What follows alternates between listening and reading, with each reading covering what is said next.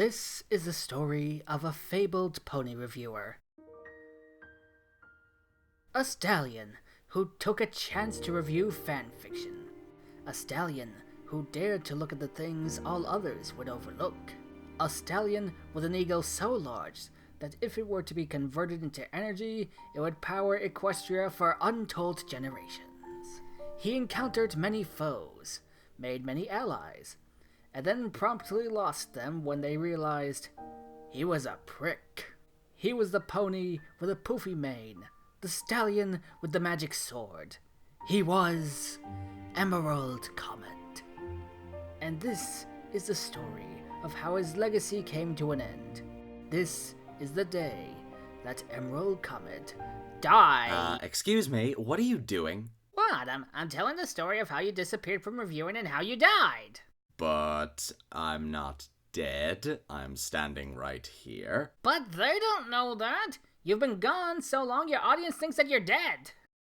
6 months? Oh, come on, that's practically a decade in internet years. Look, whoever's paying you to do this, can you please tell them that I'm still alive and to kindly piss off? I kinda don't have anywhere else to go right now. And I don't care. Now get out.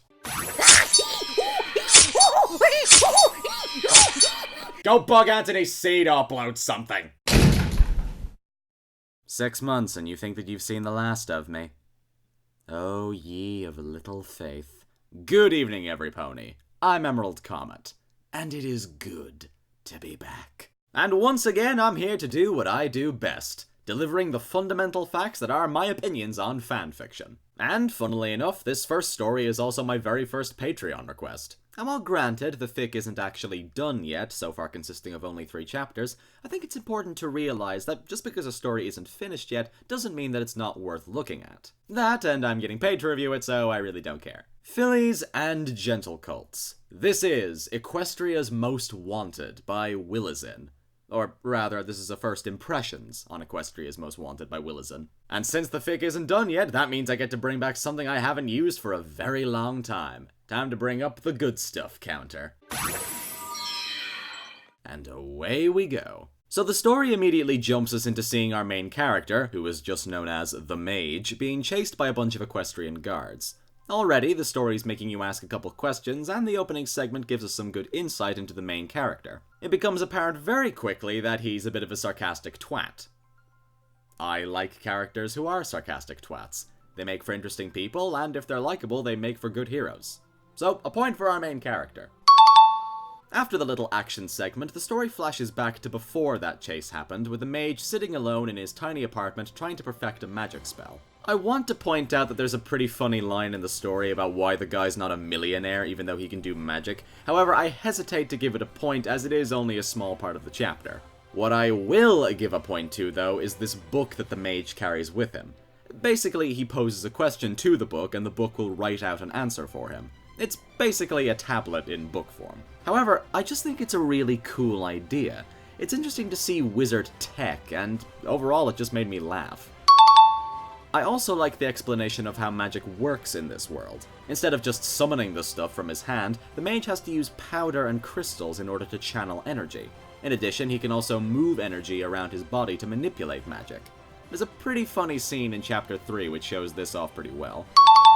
One particular moment which showcases this world's excellent use of magic is Chapter 2. The mage manages to manipulate power in one of his crystals, overloading it and essentially turning it into a flashbang, which helps him get away from a confrontation with Twilight. It was just a really cool scene, and if the next few chapters have more clever uses of magic like it, I will gladly read more. I know I've already said that I like how the mage is a sarcastic dick, but he's not the only source of humor in the story. There's a lot of situational comedy in Chapter 2 especially, and a few of the side characters manage to get some laughs out of me too. There's literally a point where the mage gets annoyed about how 2 of the ponies traveling with him are essentially the equestrian equivalent of Laurel and Hardy.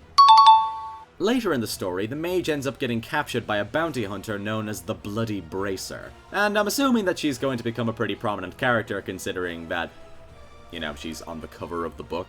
But if she is, I am totally okay with seeing her again. This chick is badass. She gets into fights, she has this great I don't give a fuck attitude, but at the same time she has this certain air of likability to her. You want to see her do more kick-ass things and just talk more because she's just really awesome.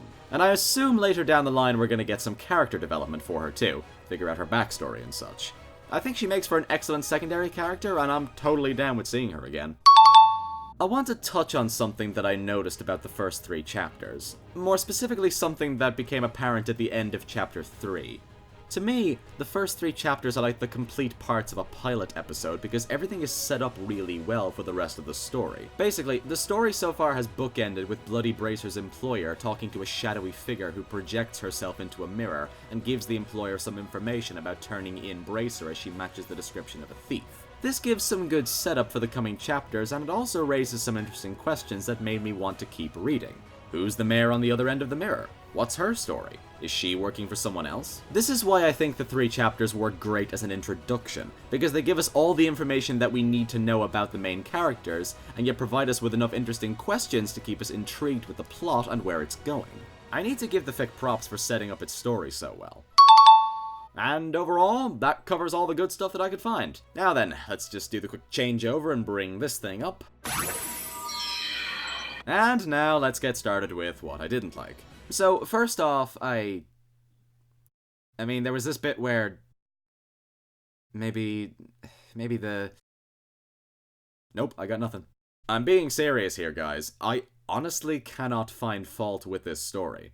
I don't know if it's just because the story is so short at the moment that there's not a lot for me to pick apart, or if the fic is just that well written that I genuinely can't find anything to criticize. This is honestly one of the best fics I've read in a while, and I am so curious to find where it goes from here. If you haven't read the story yet, go check it out for yourself, because honestly, it is worth it. And from what I've heard, chapters 4 and 5 are currently being written, so odds are we're gonna get some new content from the fic pretty soon. And with that said, I think that's just about everything covered.